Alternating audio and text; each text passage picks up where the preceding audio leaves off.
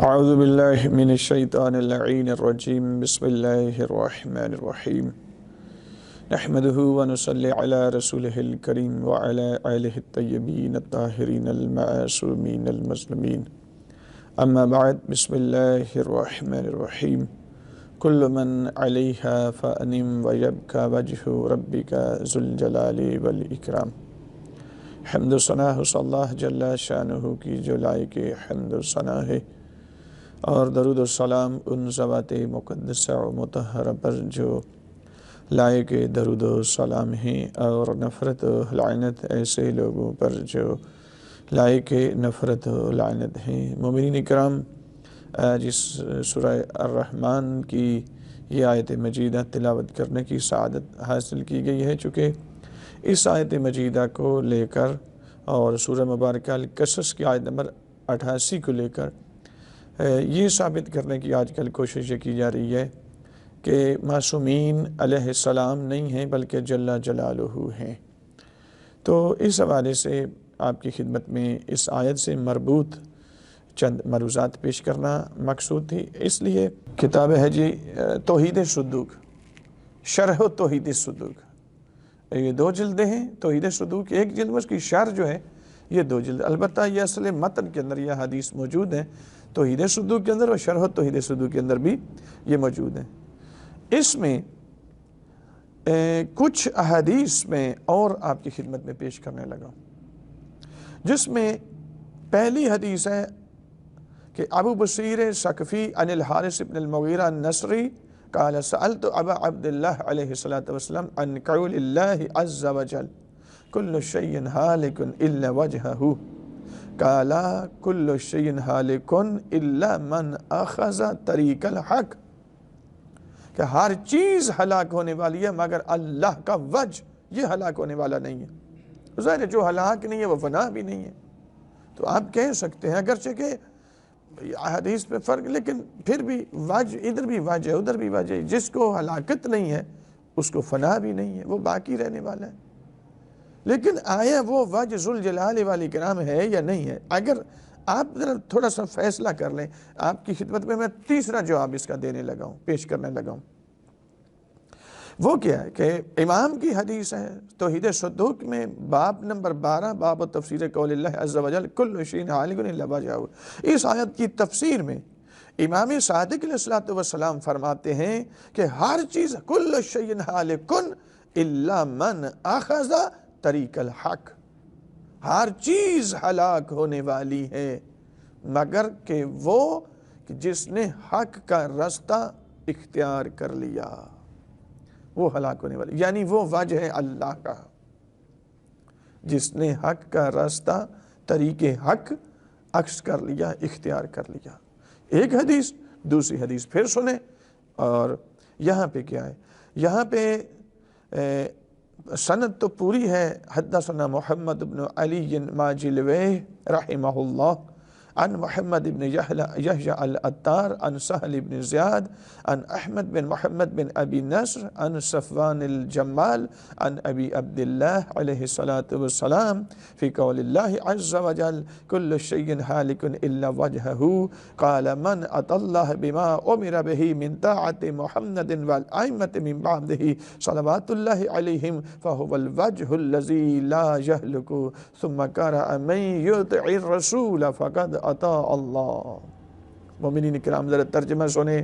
اور اس کے بعد ایک گزارش آپ کی خدمت میں پیش کرنے لگا کہ امام جعفر صادق علیہ السلام سے صفوان جمال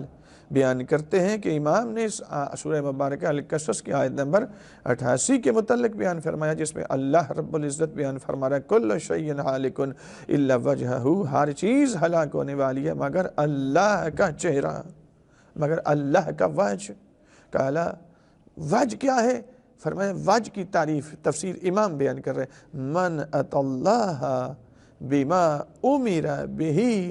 من طاعت محمد والائمۃ من بعدہ صلوات اللہ علیہم فہو الوجہ الذی لا یہلک۔ امام فرماتے ہیں کہ ہر وہ شخص کے جو اللہ کی بارگاہ میں حاضر ہوا، اس طریقے سے کہ جس طریقے سے اللہ نے امر دیا ہوا ہے اطاعت محمد مصطفیٰ صلی اللہ علیہ وآلہ وسلم کے ذریعے سے، اور اطاعت ائمہ جو کہ نبی کریم کے بعد 12 ائمہ ہیں، ان کے ذریعے سے، ان ائمہ کے ذریعے سے کی اطاعت کر کے ذریعے سے اللہ کی بارگاہ میں حاضر ہوا، فَهُوَ الْوَجْهُ، یہ حاضر ہونے والا وہ وجہ ہے جو ہلاک نہیں ہونے والا، فَهُوَ الْوَجْهُ الَّذِي لَا يَهْلُكُ، وہ ہلاک نہیں ہوگا۔ ثم قرأ من يطع الرسول فقد اطاع اللہ، کہ جس نے رسول اللہ کی اطاعت کی، قرآن کی آیت ہے سورہ بنی اسرائیل میں، جس نے اللہ کے رسول اللہ کی اطاعت کی اس نے اللہ کی اطاعت کی۔ تو جو محمد وآل محمد کی اتباع اور اطاعت میں رہتا ہے وہ وجہ ہے، امام کی حدیث ہے۔ 2 احادیث میں نے یہاں پہ پیش کی ہیں۔ اب میں عرض کر رہا ہوں کہ جب اس آیت میں وجہ، جس وجہ کو ہلاکت نہیں ہے، اس وجہ سے مراد دین ہے، اس وجہ سے مراد ائمہ علیہ السلام ہے، خود حدیث موجود ہے، رسول اللہ موجود ہے، اور پھر اس وجہ سے مراد وہ ہیں جو طاعت محمد وآل محمد کر رہی ہے، حدیث موجود ہے باقاعدہ۔ تو اب ظاہر ہے جس کو ہلاکت نہیں ہے اس کو فنا بھی نہیں ہے۔ تو سورہ الرحمن کی اس آیت میں بھی اگر یہی وجہ مراد لیں آپ، اور جو کہ ہے، تو وہاں پہ کیا ہوگا؟ اور اس وجہ کو ذوالجلال والاکرام پہ حمل کریں تو پھر تو صرف ائمہ کے لیے آپ جل جلالہ کا، آپ تو تم بھی پھر جل جلالہ بن جاؤ گے، پھر تو آپ بھی، چونکہ آپ بھی وجہ ہیں۔ بات ذہن میں رکھیں، آپ وجہ ہو کر بھی غلام ہیں، ہم غلام ہیں، لیکن وجہ ایک تشقیق دار ہے، درجہ بے درجہ ہے۔ ائمہ آخری درجے کی وجہیت رکھتے ہیں، اور ہم ابتدائی ایک جتنی اطاعت محمد وآل محمد کرتے جائیں گے، دین بھی وجہ ہے، وجہ اللہ ہے، احادیث معصومین ہے۔ تو مومنین کرام، اب جس وجہ کو ہلاکت نہیں ہے، 2 احادیث میں نے پیش کی یہاں پر، دونوں صحیح و سند ہیں، اور دونوں کے راوی اتنے بڑے ہیں کہ جو اصحاب اجماع میں شامل ہیں۔ تو یہاں ان میں عرض کروں آپ کی خدمت میں کہ اگر آپ وجہ سے مراد ذوالجلال والاکرام ہی لینا ہے تو پھر وجہ دین ہے، وجہ محمد وآل محمد ہیں،